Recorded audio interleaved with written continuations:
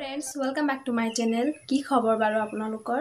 মোৰ ভালেই, আশা কৰোঁ আপোনালোকো ভালে কুশলে আছে। আজিৰ থাম্বনেইল চাইটো গম পাইছেই, মই আজি এটা ৰেচিপি আপোনালোকৰ লগত শ্বেয়াৰ কৰিব আহিছোঁ। আজিৰ ৰেচিপিটো হৈছে বন্ধাকবিৰ পকোৰা আৰু পটল ফ্ৰাই। একচুৱেলি বন্ধাকবিৰ পকোৰা আৰু পটল ফ্ৰাই শুনিবলৈ ইমান ধৰক ভাল বা য়মি ৰেচিপি নহয়, কিন্তু ঠাণ্ডা বতৰত খাবলৈ পকোৰা গৰম চাহৰ সৈতে খুবেই ভাল লাগে, নহয় জানো? মই খাই খুবেই ভাল পাওঁ। এতিয়া কিনকিনে আছে বৰষুণটো, এনেকৈ বৰষুণত ধৰক এনেকৈ গৰম চাহৰ লগত খাই খুবেই ভাল লাগে। তেনেহ'লে সেইকাৰণে বনালোঁ আৰু ভাবিলোঁ আপোনালোকৰ লগত শ্বেয়াৰ কৰোঁ আৰু শ্বেয়াৰো কৰিছোঁ। এতিয়া ইয়াৰে এটা ৰেচিপিটো পটল ফ্ৰাইটো পাত আকাৰত দি পেলাই ফ্ৰাই কৰিছোঁ আৰু সেই আইডিয়াটো পাইছোঁ মই ৰং চেনেলৰ বাইদেউগৰাকীৰ পৰা।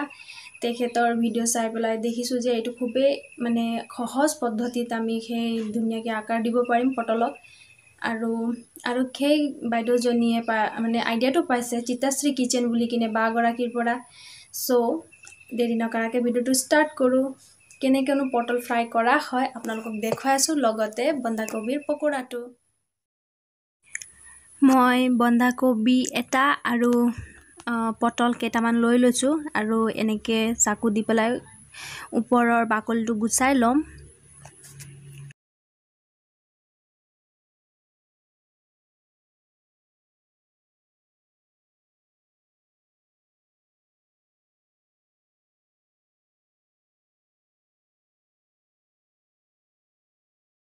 মোৰ পটল চাফা কৰা হৈ গ'ল।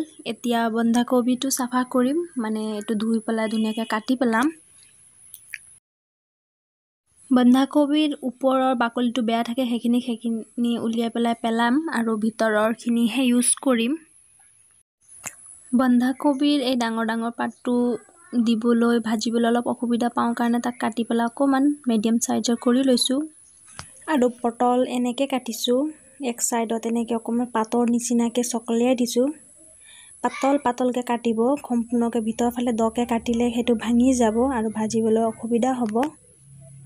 মই ফাৰ্ষ্ট টাইম ট্ৰাই কৰিছোঁ কাৰণে লাহে কাটিছোঁ। এয়া চাওকচোন, অলপ পাতৰ নিচিনা হৈ আছে। যিটো ছাইডত কাটিব তাৰ অপজিট ডাইৰেকশ্যনতহে আপুনি চকলিয়াব, তেতিয়াহে পাতৰ আকাৰ ল'ব। এতিয়া মোৰ পটল কাটি হৈ গ'ল। এতিয়া বেচনৰ পেষ্ট বনাওঁ। ইয়াত মই বেচন দি ল'ম, বেচনৰ লগত হালধি আৰু নিমখটো ফেটি ল'ম। লগতে জিৰা গুড়া অকণমান দি দিম, তেতিয়া টেষ্টটো অকণমান ভাল আহে।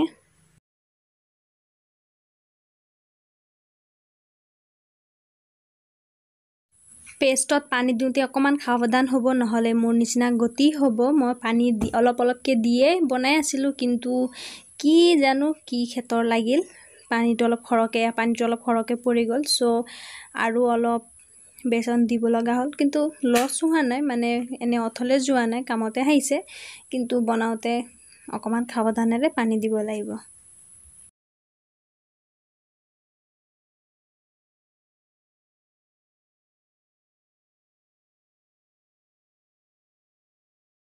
আৰু অকণ বেচন দি পেলাই ফেটি লৈছোঁ। এতিয়া বেচনৰ পেষ্টটো ৰেডি হৈ গ'ল। কেৰাহী এটা গেছত দি এতিয়া গৰম হ'বলৈ দি দিওঁ। কেৰাহী গৰম হৈ গৈছে। এতিয়া আপুনি ইয়াত ৰিফাইন দিও কৰিব পাৰে। মই ৰিফাইন দি পেলাই ফ্ৰাই কৰিছোঁ, নহ'লে আপোনালোকে মিঠাতেলো দিব পাৰে। ছোৱালী ওচৰতে কিবাকিবি খেলি আছে, চ' চাউণ্ড আহিব পাৰে, তাৰ কাৰণে প্লিজ বেয়া নাপাব। তেলটো গৰম হৈ গৈছে। এতিয়া তেলতে নিমখ আৰু হালধি দি দিম। মই এনেকৈ ফ্ৰাই কৰোঁ, আৰু আন এটা পদ্ধতিৰেও আপোনালোকে ফ্ৰাই কৰিব পাৰে। হালধি নিমখটো পটলতে এনেকৈ দি দিব পাৰে, তেনেকৈও ফ্ৰাই কৰিব পাৰি, কিন্তু মই তেনেকৈ ফ্ৰাই কৰিবলৈ অসুবিধা পাওঁ। এয়া মোৰ তেল গৰম হৈ গৈছে কাৰণে পটলটো দি দিছোঁ। পটলটো হাফ ফ্ৰাই হৈ গ'ল, সেইকাৰণে এনেকৈ অলপ লাহেকৈ হেঁচি দিছোঁ। এয়া উল্টাই পেলাই হেঁচোতে অকণমান সাৱধানেৰে হেঁচিব। যিটো ছাইডত আপুনি কাটিছে, মানে অকণ চকলিয়াইছে, সেইটো ছাইডত নেহেঁচিব, তাৰ অপজিট ছাইডত হেঁচিব। তেতিয়া এটা ধুনীয়াকৈ পাতৰ আকাৰ লৈ ল'ব। আৰু এটা কথা, যেতিয়া আপুনি পটল ফ্ৰাই কৰিব, তেতিয়া জুইৰ মিডিয়াম টু ল' ফ্লেমত দিব, নহ'লে দেই যাব আৰু ভিতৰটো কেঁচা হৈ থাকিব। এতিয়া মোৰ পটল ফ্ৰাই কৰাটো হৈ গ'ল। এয়া দেখিছেনে পটল দেখিবলৈ একদম ধুনীয়া পাতৰ নিচিনা আকাৰ লৈ লৈছে এতিয়া কি বুলি কয় বন্ধাকবি পকৰাটো ষ্টাৰ্ট কৰো আহক একে তেলতে বন্ধাকবিৰ পকৰা বনাম সেইকাৰণে তাত নিমখ হালধি এক্সট্ৰাকে দিয়া নাই কাৰণ বেচনতো নিমখ দিয়া আছে সেইকাৰণে এতিয়া এয়া গেছটো অকমান লো ফ্লেমত দি দিছো আৰু এটাকে এনেকে বেচনৰ পেষ্টত বন্ধাকবিটো ডুবাই পেলাই তেলত দি লম আৰু ভাজি লম